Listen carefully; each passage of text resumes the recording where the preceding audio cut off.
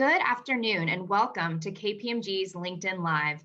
Today's discussion features Peter Torrente, KPMG's National Sector Leader for Banking and Capital Markets, and our guest, Tom Michaud, President and CEO of KBW. KBW, an investment bank focused on the financial services sector, is a subsidiary of Stifel Financial. KBW's highly regarded bank research team has the broadest coverage of the banking industry on Wall Street, covering not only the nation's largest banks, but most of the leading regional banks as well. And now for our presentation. Welcome everyone, and thanks for joining us today. We've got a great program. Tom, welcome. With third quarter earnings season upon us, we'd like to get your thoughts on what you're seeing for the industry and what you see as the key trends for investors and industry observers alike. Well, Peter, it's great to be with you here today on the eve of the bank earnings reporting season.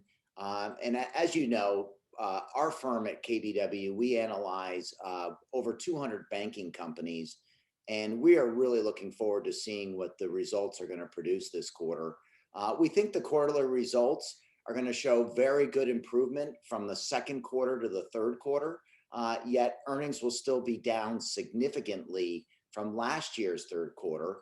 And some of the drivers from the second to the third quarter are going to be lower loan loss provisions, continued challenge on the revenue side of things.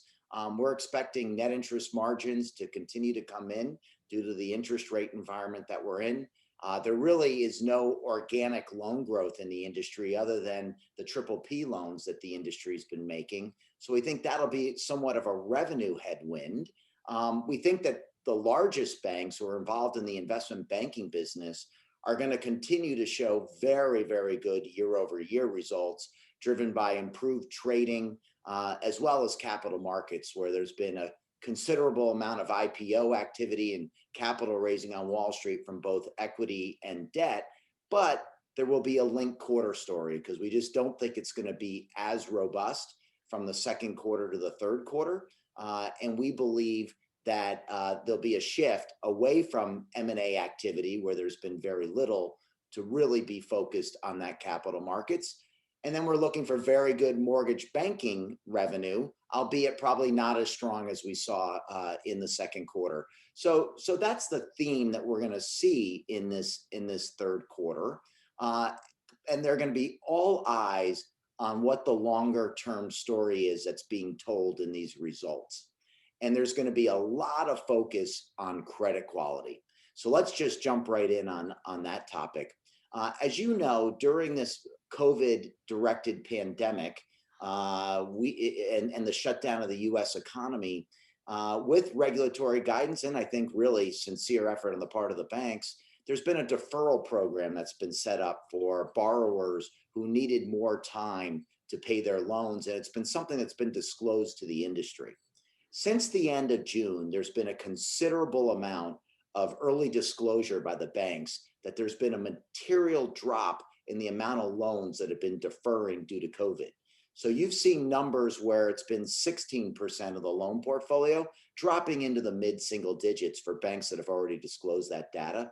So there's an expectation that we're going to continue to see progress on fewer loans being deferred due to COVID. The other feature about credit is that we have a new accounting procedure this year called CECL, which requires the industry to upfront make loan loss provisions for the entire cycle. And unlike previous cycles where it's been the incurred method, which is as loan losses happened, the banks put aside the money into the reserves. So this cycle, we've seen a tremendous amount of provisioning in the first half. We think that 2/3 of the banks that we follow are going to have a lower loan loss provision in the third quarter from the second quarter. And we expect that drop to be material. And that's for a couple of reasons. One is, I think that the loan loss expectations in the first half of the year were maybe a little bit more severe than what the expectations are for right now, because the industry, the economy, albeit in the middle of a recession, is not as bad as it was originally thought in the first half of the year. So that mild improvement is going to show up in the bank results. So we think that the story on the provisioning and the reserves will be somewhat of a boost to the industry, because the industry will show how the big provisioning in the first half was something that the industry feels was enough, and that you're starting to see the improvement in the earnings. So the market and observers will also turn their attention to what the pre-tax, pre-provision earnings are for the industry. And there it's going to be a little bit more of a challenge. So when you break away the businesses that you might say are a little bit more one-off in terms of activity, you break away investment banking, you break away mortgage banking, and you just look at the core business of banking, which is very spread dependent, that business is challenged. That's the business I mentioned earlier. Net interest margins are going to be down. There's really no loan growth in the industry today. So you're going to see revenue challenged. And what that's going to do is spark a conversation about what is the industry going to do on the expense side. And we've already seen a couple of banks take early action on expenses to get out in front of this.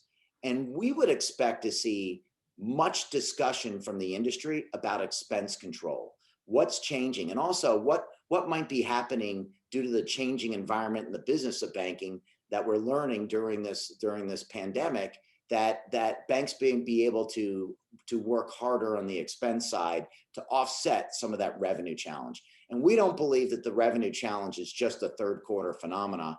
Our analysts have models that suggest it's going to be a challenging revenue environment leading right into next year. So in conclusion, it's going to be a better quarter than the second quarter was. It's going to be a tough year-over-year comparison because of the pandemic and the recession. All eyes are going to be on credit. All eyes are going to be on what's happening to pre-tax, pre-provision earnings and core earnings in the industry, and what's the industry doing about it. And then I think over time, there's also going to be more of a conversation and question around opportunities in the future around capital management, for example. Also, I should leave one last comment in my review before we get to the Q&A, which is that investors have noticed many of these challenges, and there's really been a very high price paid for uncertainty in bank stocks. Many of the bank stock valuations that we track, that we think are the core valuation metrics, are at 15 and 20-year lows.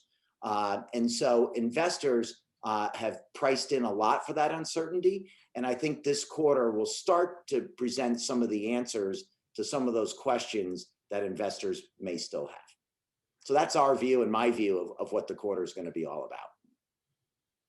about. And Tom, if we stick with valuation for a moment, there seems to be an expectation gap between analysts and investors' view. What do you think the catalyst is for that gap to be closed over time? I think there are a couple of catalysts. Number one is we do need the economy to keep getting better. If the economy rolls over again, that's going to be bad for concerns about credit quality, and it'll probably continue to shift the burden to the industry to show that credit quality is under control or what it may cost. So we do need the economy to continue to get better. KBW has a restoration index that we've created, and on an index where pre-COVID was 100, we bottomed at 50. We're about half the way back to 100 again, but the improvement has been moving more slowly more recently. So it seems like it's stalled out a little bit, but yet it is getting better. So we need the economy to do better. I think we need to put the worst case scenario behind us. I personally believe that that's already been met, but that's not what the stocks are saying, because I believe the industry has the best capital it's had in 80 years. We are already seeing disclosure about loan deferrals going in the right direction. We're looking for improvement in provisions declining in the third quarter. So I think that is moving, and that the industry is showing that it's got its arms around credit quality. So removing a negative which is the worst case scenario, will be good. And then there are offensive features that could be out there that's good for the shareholders. And that's under the bucket of capital management. Boy, there was so much concern about dividends coming into this crisis. A very important statistic out of my firm this week is that 11 banks have cut or eliminated their dividend that we follow since the beginning of the crisis. 11 banks have raised the dividend during the same period. I don't think there's been this wholesale cutting of dividends that a lot of the bears on the industry thought might play out, and it certainly hasn't played out like it played out in Europe. The American banks are much better shape than the European banks. So I think dividends being stable and confidence building in dividends could help. There are 14 banks that we track that have reinitiated share repurchase since the beginning of the pandemic. As you know, all the big banks, somewhat on their own initiative, as well as with, I think, regulatory jawboning, for lack of a better phrase. And there's also a new stress test for COVID. But the biggest banks, from a position of prudence, have stopped the buybacks. We expect that every quarter there are going to be more buybacks coming. And then in the regional banking industry, it'll probably ramp up next year. And then by 2022, we expect the big banks to be back. So safe dividends, more share repurchase, I think will be positive shareholder actions, and taking the worst case scenario off the table for credit, which we're just going to have to show investors is happening, which will be here, I think, in the third quarter. I think those will be some of the drivers that will allow the valuation expectation gap to close. And Tom, you mentioned some of the challenges bank management teams are confronting as they manage their way through the pandemic thus far. But when you think about banking in the new reality, what do you see as the key themes that are going to emerge and confront the industry as we look into the future? Yeah, I think the first theme that's going to come out is, I think there was a pull forward of many years of the adaptation of digital banking by customers of banks, And what do we mean by that? Well, we've been seeing data out of a lot of the banks about the increase in the number of users on the consumer side of mobile apps and mobile banking. We've been seeing commercial organizations interact with their banks in 100% digital environment or without meeting in person. So I think this shift to digital banking and more fintech type activity by the industry has been accelerated, and that trend was there pre-COVID. So I just think it's going to be accelerating that. The other thing that we've noticed is pre-COVID, scale was starting to be a factor in profitability. The bigger banks, for the first time in decades, were becoming more profitable than the smaller banks. And so we were really studying the idea of scale. And I think that effort could be accelerated by COVID, especially when you think about the branch system. If more consumers and customers of banks are willing to use digital channels, you need fewer branches. And so there already had been a decline in the number of branches, and we think that that's going to accelerate over the coming years. And then another trend that was underway was consolidation pre-COVID. If you measure consolidation as a percentage of the industry, the consolidation rate was around 5% of the industry going into COVID. And by the way, if it's 5% and you multiply it times 20, we'll have one bank in 20 years. I don't think that was going to happen. We're not going to get down to one bank, but it was a pretty brisk pace. And it wasn't at the top end of the industry of the biggest banks. I think the regulators believe they're big enough. It was really in the middle level of the industry where you're getting more regional champions. I think that once credit quality settles, you're likely to see that process start again. And so and remember, consolidation's been a theme in this industry since the 1980s when interstate banking started and Congress changed the laws. So we shouldn't be surprised by it. The question always is, what's the pace and what kind of deals are being done? We would expect that the consolidation will start up again once the industry settles down on the credit quality side. So I think you're going to see more fintech, more digital banking. You'll see a re-acceleration, or you'll see a cessation of the halt, or you'll see a reignition of consolidation coming back. And you're going to see more focus on expense control for a longer rate environment where this top line is being challenged. I think those are the big drivers of the next couple of years. I think those trends resonate based on what we're hearing from our clients as well. And maybe if we drill a little bit more, if you don't mind, Tom, into the deal environment obviously has been slow, and you look at where price to tangible book values are. What do you think needs to happen for that deal environment, the M&A environment to pick up? Yeah, well, I'll tell you, first of all, I mean, you hit the nail on the head on valuation. If you went to a 15-year average for the Keefe Regional Bank Index, for price to tangible book, it was 1.88. Today, it's just a little bit over book value. And pre-COVID, it was 1.6. So that tells you how dramatically you've seen the sell-off in the stocks. So that's number one. The second point is, one of the trends that was in the market pre-COVID that I think will continue to be the trend is the banks with the superior price to tangible book valuation are the buyers, and the banks with these subpar or below median price to tangible book ratio are likely to be the targets. It won't always be that case, but if you go back and you just look at the history of consolidation over the last couple of years, that's how it's been playing out. And I think that's reasonable, because the banks that have been more profitable and enjoyed more investor support have had the better valuations. And so they've been the survivors and the buyers. So that's what we think is going to play out. Pre-COVID, you saw, you saw a lot of MOEs with no premium, but we also had a tighter band around, price to tangible book. Now, what you see is a wider dispersion, which probably opens up the market for a little bit more of a premium to be paid for some of the targets. So that could be one of the changes. But I also really don't expect the nation's biggest banks to be driving this. Now, we did just have the creation of Truist, which is one of the nation's biggest banks. So it's not impossible.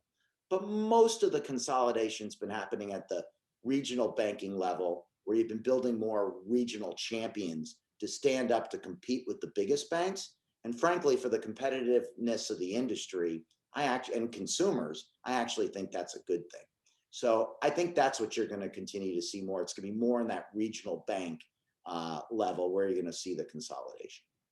Tom, and as we sit here a little less than a month away from the presidential election, I'd love to get your outlook on sort of the various outcomes and how that may be built into your analysis. Sure. If the president wins re-election, I think you'll see a lot of what we've already gotten, which is corporate tax rates won't change.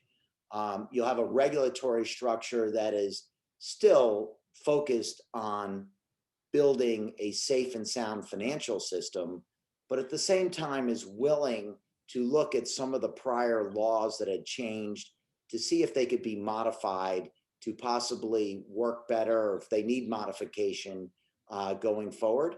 And I believe that's probably what will happen if the president is reelected. You'll see a continuation of that. If Vice President Biden wins, what our expectation is, number one, is that banking is not going to be at the top of his reform agenda. I think you've been seeing, even in the recent weeks, and what you might have seen recently out of Congress, especially out of the House, it was a House report led by the Democratic Party, was over 100-page report talking about some of the challenges in the technology industry, where you've had a lot of accumulation of influence.